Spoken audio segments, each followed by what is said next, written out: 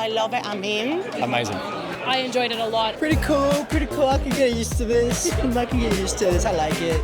Amazing. And it was a steep learning curve. Good network, good people, good vibes. The bar has been raised. This might be controversial.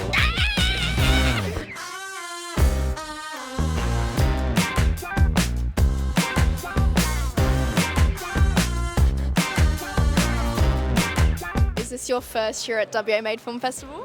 No, I've been, this is my third time.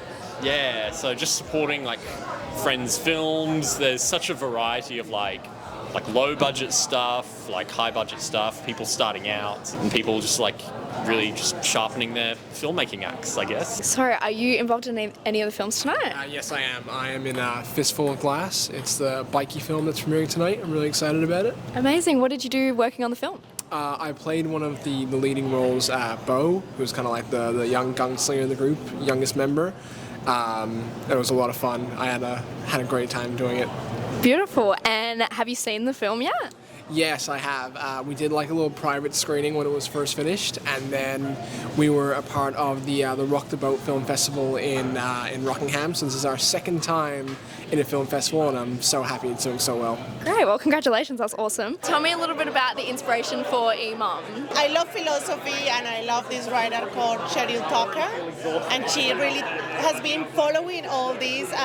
She has put together the evolution of AI. No one is really talking about it. Like we really need to say something about it, but something mature, like annoying. It's horror or.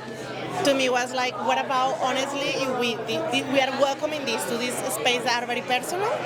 So I just started exploring as a mom. I was thinking, what about if we open that space to be filled with an AI, with a robot or something like that. So that is where it started. Are you guys here to support a film that you were involved with, or are you just here to support some friends tonight? I'm here to support this man. This man's film is in. I'm here to support the industry and pretty much the local filmmakers. It's always great work here. Lovely to network with Chloe Brink herself. The talent that you come across is just, it's unbelievable. Are you involved in a film, or are you here to just support?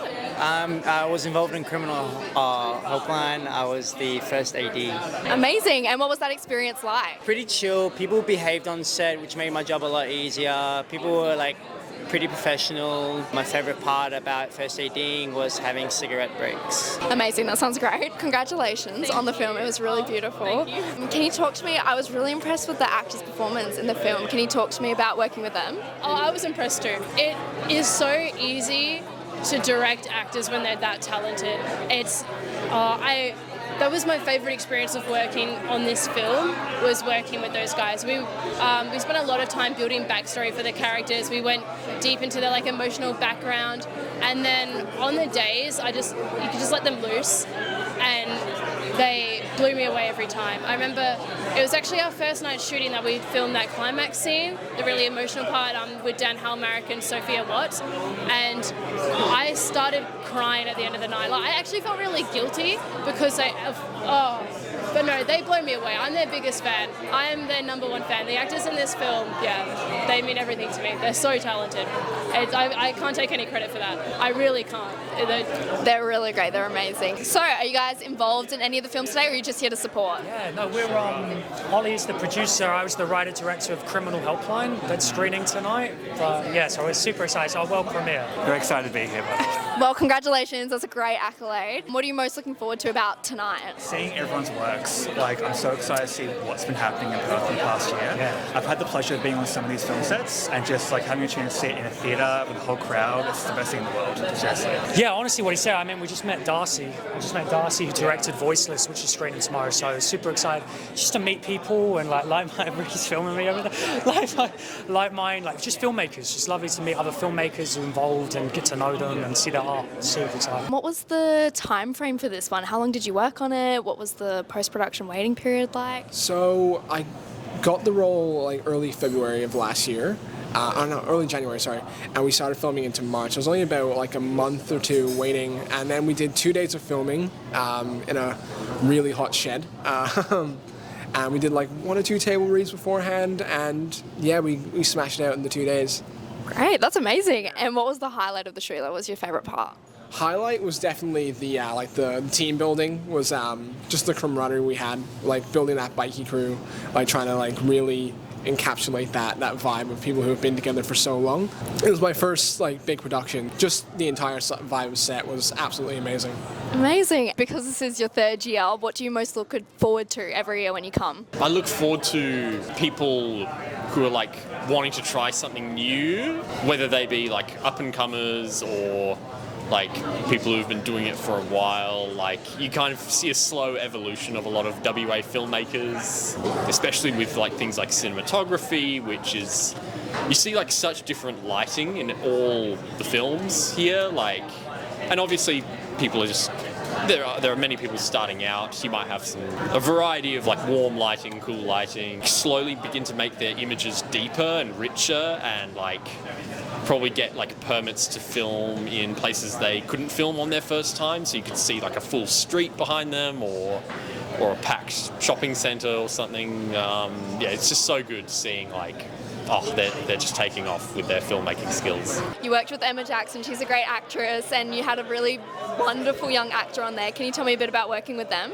Amazing. Emma is just magnificent.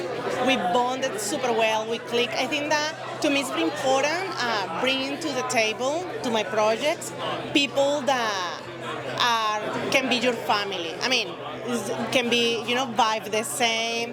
That is super important. And you can have the same vision, but also you can really connect in a humanity level. So that was with her. We really connect, and she loved the project. I feel like she see herself in that character a little bit, and she's like, I love it, I'm in. And working with her was a bliss. Yeah, super easy. Have you been to WMA before? I was here 2 hours ago for a different film, but yeah, it's my fourth year, I think, third or fourth year. Yeah, really, it's my favourite film festival in WA. I mean, I've been the same amount of years as this guy, so yeah. But no, it's good. Like every year's like amazing. So. And why? What's like your favourite part? What do you get out of it? Good network, good people, good vibes. Is there anything that you learnt on that set that you're going to take on with you for the next job? I was working with a lot of new people that I normally don't work with, and that was kind of they posed some challenges, but it was good to trying to find the synergy. I think that's one of the things about a first AD. They're always trying to find synergy on set and making sure people are interacting nicely and properly together. We had the DOP, her name is Marina. She was, I think it was the first film outside of uni, and trying to get her as optimized as possible was really, really fun. Great, that sounds awesome. And this was part of a student film, so you did this in your final year. Tell me about the learning curve and the learning experience of that. Well, that was my first year of my master's at WASMA, and it was a steep learning curve. It was steep. I've directed and written a film before, but this is the first one where it was sort of like an industry level set with, we had like industry crew mentors. The actors, again, were just so talented. The equipment we were using was out of this world. So, I mean, again, made my life quite a bit easier, but also gave me a lot more responsibility, a lot more weight on my shoulders.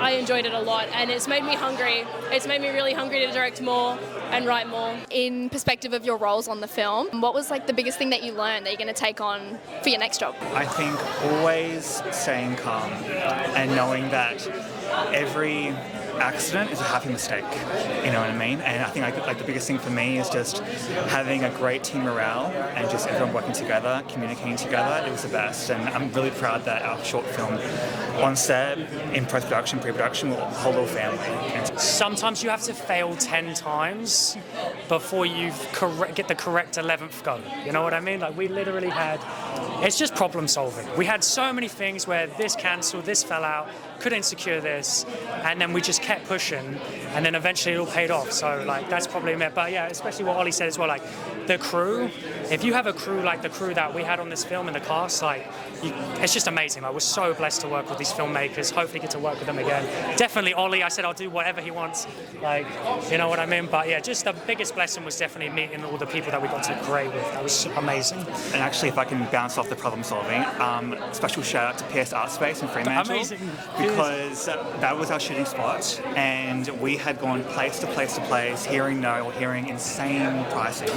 And it wasn't just the fact that we found our spot to film, but they were so supportive, so encouraging, gave us like a discount, like just really cheered us on. And so it's like, if we hadn't have gone through those no's, we wouldn't have had that amazing experience. And like yeah, very proud, very happy, very happy. Oh, that's awesome, guys. The guy who got me the role, Kai Kassem, he taught me about like the different levels of acting, and our director expanded on that, like bringing the action from a level 1 to a level 10. So like 1 going from really soft and mellow, and 10 being like extreme yelling, angry, bald face, white knuckling. So I bring all that with me, and I have in every production I've done over the past couple of years, and it's been really helpful. It's got me a lot of amazing opportunities. Great. And speaking of opportunity, what kind of opportunities do festivals like WA Made create when they're showing films like this one? Oh, I wouldn't even know this. I'm so new to the industry.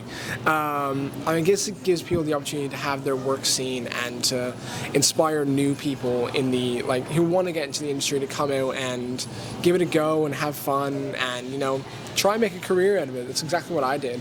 Amazing. I've seen a few of my friends, and sorry. No, please keep going. I've seen a few of my friends working away in the acting industry, and I had to jump into it. I seen Before the Dawn, which one of my high school friends was in, and I jumped right into the acting industry after that because I was a little bit jealous. But Beautiful. That's such a courageous thing to do. WA Made Film Festival. What kind of opportunities do they create for you to be able to come and screen your films here?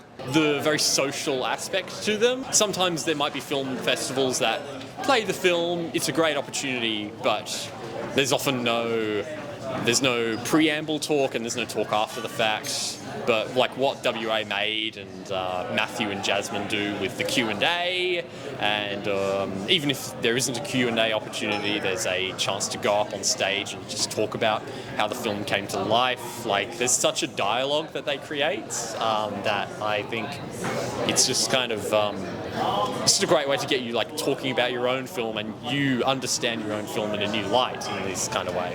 And then little Alia as well, she was really great. How was it working with someone so young but having to take on such a big role as well? Well, she was super, I don't know, confident, Was her first time. She wasn't an actress.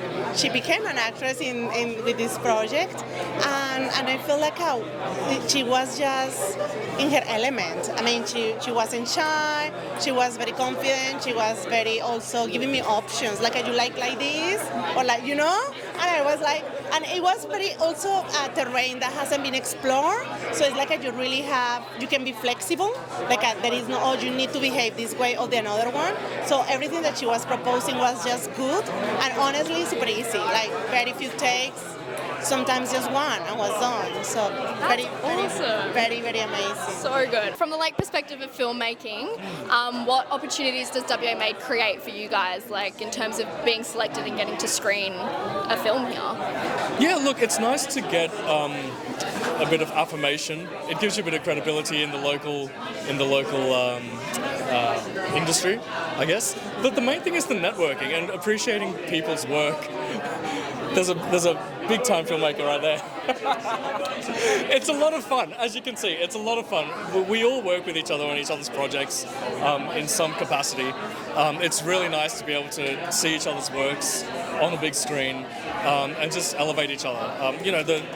The Get Smart that we just had a few hours ago, next level, honestly. The bar has been raised. For up-and-coming filmmakers, what's kind of your biggest advice for them? Roll of the punches. There's a lot of stuff that goes wrong in filmmaking, especially with such a low budget and not a whole lot of infrastructure, unfortunately. So sometimes you gotta roll the punches, take it on the chin. Sometimes the best moments of creativity are made from a bit of adversity, a bit of trouble, but it's all for the best. Keep cracking at it, I think. What advice would you give to up-and-coming filmmakers who are wanting to eventually have a film selected for a film festival like this? This might be controversial, because I know that the horror genre is really popular for filmmakers starting out, but I always say start with comedy, because there is this slightly homemade quality to your first film that can be more forgiven if people are allowed to laugh about it. And I think the more jokes you inject into it, the more that the like slightly rudimentary filmmaking will enhance the jokes. And I think, again, like this is just my personal opinion because I know people love doing horror. I think the horror and the drama genres, they're a long game plan. Like cross that bridge when you get to it. That's what I think. I know that you talked a bit about, you know, how much you love WA Made Film Festival, and I know you've been here quite a few times. What do you love so much about this festival? Oh, I have so much respect for this festival. I feel like this festival is doing a solid work in the last few years. We can see how has been growing, you know, and then now it's 2 weekends. So that's amazing, and that's evidence that our industry is growing too. We need to celebrate what we do here in Western Australia. And I feel so proud that Western Australia is a space that I did my came back to the industry, you know, after coming from another country. Yeah, WMA has my totally respect, and I'm always happy to be back. I feel like it's back home. What's like your biggest advice for filmmakers who would love to have a world premiere just like this one? Don't wait for anyone to let you make the film. When I sent Ollie the script in the email, it also included in the email, hey, if you don't want to be friends anymore, I understand. Because it's a really weird film. It would have been a nightmare to even make as a uni project or like get funding, but like if you want to make a film, you get a ragtag crew like we did, you're going to figure it out how to make the film, you know what I mean? Yeah. I think always make the movie that you want to watch. For sure. Always. Like, even though you do have an audience and, you know, in Hollywood or wherever in the world, you will have collaborators, making sure that you're staying happy and it's like, hey, I actually love the story, I love the characters, message, like whatever it is, like making sure that you're making it for you. Like, that's so important. And like for me, the best thing about producing this is reading his script. I was like, I want to watch this. I want to watch this movie. So yeah. How did it feel getting selected for WA Made Film Festival and getting to watch it and screen it with all these other films tonight? Oh, it was so exciting. This is my first ever film festival, so it means the world to me. I was very surprised, and also the fact that it's nominated for a bunch of the student awards, including again the actress Sophia Watts for Best Performance. Very proud of her.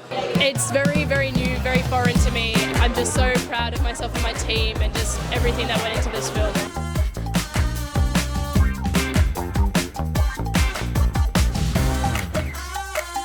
It made my heart feel very, very full and content. It was so beautiful. Oh, thank you so much for your time. That was great. Thank you very much for your time. Congratulations again. It was great. Congratulations again, and thank you so much for doing the interview. Really appreciate it. Amazing. Great. So thank you very much again. Thank you so much for your time. Forget the Logies, forget the Oscars.